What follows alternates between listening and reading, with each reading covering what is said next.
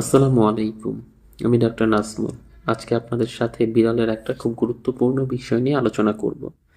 সেটা হচ্ছে কি, যে আমরা বিড়ালকে অনেক সময় শুধু বাসার খাবারের উপরে নির্ভর করে রাখি। তো বাসার যখন আমরা এই খাবারগুলোর উপর নির্ভর করে রাখি, তখন দেখা যায় যে বিড়ালের বডিতে বিভিন্ন ধরনের মিনারেলসের বা ভিটামিনসের অভাব দেখা দেয়। এবং এই অভাবগুলা সাধারণত ওদেরকে নানা রকম রোগের দিকে আস্তে আস্তে ঠেলে দেয়। তো আজকে আমরা সেই বিষয়টা নিয়ে আলোচনা করব, যে সাধারণত আমরা যদি বিড়ালকে শুধুমাত্র বাসার খাবারে অভ্যস্ত করি, তাহলে ওদের বডিতে কি কি ভিটামিন বা মিনারেলসের অভাব দেখা দিতে পারে। বিড়ালের বডিতে আসলে ভিটামিন বা মিনারেলসের যে চাহিদাটা থাকে আর মানুষের বডিতে যেটা থাকে, দুইটা কিন্তু একই রকম না। কারণ বিড়াল কিন্তু মাংসাশী একটা প্রাণী। তো আমরা কিন্তু ওর সাথে আমরা কিন্তু আবার ওরকম একদম শুধু মাংসাশী না। আমরা মাংসাশীর সাথে ভিন্ন ভিন্ন ধরনের সবজি জাতীয় খাবার বা কার্বোহাইড্রেট জাতীয় খাবার, এই জিনিসগুলোতেও অভ্যস্ত। ওরা যেহেতু খুব ভালো রকম ভাবে মাংসাশী, এজন্য ওদের নিউট্রিয়েন্টের চাহিদাটা একটু ভিন্ন রকম ভাবে হয়। যেমন আমরা যদি বাসার খাবার ওদেরকে সবসময় দিই, তাহলে দেখা যাবে কি, যে ওদের বডিতে ক্যালসিয়াম আর ফসফরাসের বেশ ভালো রকমভাবে অভাব দেখা যায়। ক্যালসিয়াম আর ফসফরাসের এই অভাবের জন্য আস্তে আস্তে ওদের হাড়ের গঠনটা পাতলা হইতে থাকে। এবং ওরা যখন নর্মালি হাঁটে, তখন দেখা যায় যে যে কোনো একদিকে ঢুলে পড়ে যায়। আবার মাঝে মধ্যে ওদের ভিতরে খুব কমন যেই প্যাটার্নটা পাওয়া যায়, সেটা হচ্ছে কি, হাত বা পায়ের যে অংশটা আছে এটা আস্তে আস্তে কাঁপতে থাকে। বিশেষ করে গর্ভবতী যে বিড়ালগুলো আছে, এদের ভিতর এই ক্যালসিয়ামের অভাব বা ফসফরাসের অভাবে প্রি অ্যাক্লাম্পসিয়া, যেটাকে আমরা বলি খিঁচুনি রোগ, এই খিঁচুনি রোগের সমস্যাটা হইতে পারে। এবং এটা যখন হয়, তখন কিন্তু এটা বেশ প্রাণঘাতী একটা সমস্যার দিকে আস্তে আস্তে ঠেলে দেয়। এটা তো বললাম প্রথমটা। তারপরে ধরুন যে যেমন ভিটামিন এর অভাব দেখা দেয়।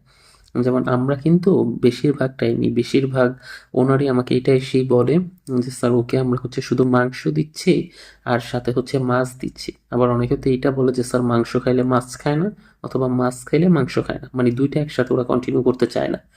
তো এই ধরনের সমস্যাগুলোতে যখন শুধু মাছ বা মাংস নির্ভর আপনারা থাকবেন, তখন দেখা যাবে যে ভিটামিন এ জাতীয় যেই খাবারগুলো আসছে, গাজর, মিষ্টি কুমড়া, এগুলার যে অভাবটা, মানে ভিটামিন এ এর অভাবটা আস্তে আস্তে ওদের ভিতরে ফুটে উঠবে। যেমন এর ভিতরে সবচেয়ে কমন যেই সমস্যাটা তৈরি হয়, যে চোখে দেখতে সমস্যা হওয়া, চোখটা আস্তে আস্তে ঘোলাটে হয়ে যাওয়া।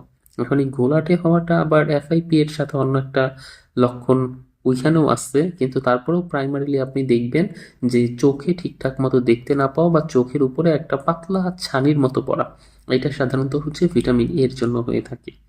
এছাড়া আবার অনেক সময় দেখা যায় ভিটামিন ডি এর অভাবেও ওদের বডিতে নানা রকম রোগ হইতে পারে।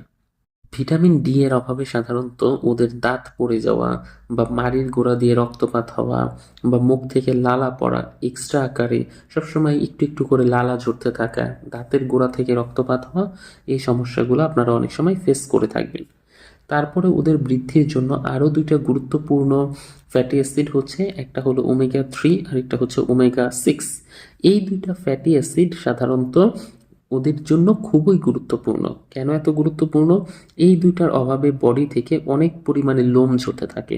তো সাধারণত যেই বিড়ালগুলাতে এরকম বেশি পরিমাণে লোম ঝরে, বিশেষ করে পার্সিয়ান বা এক্সোটিক ব্রিডের যে বিড়ালগুলো আছে, এগুলার লোমের পরিমাণ কিন্তু অন্যান্য নর্মাল দেশি বিড়ালের চেয়ে একটু বেশি ঝরে আর কি।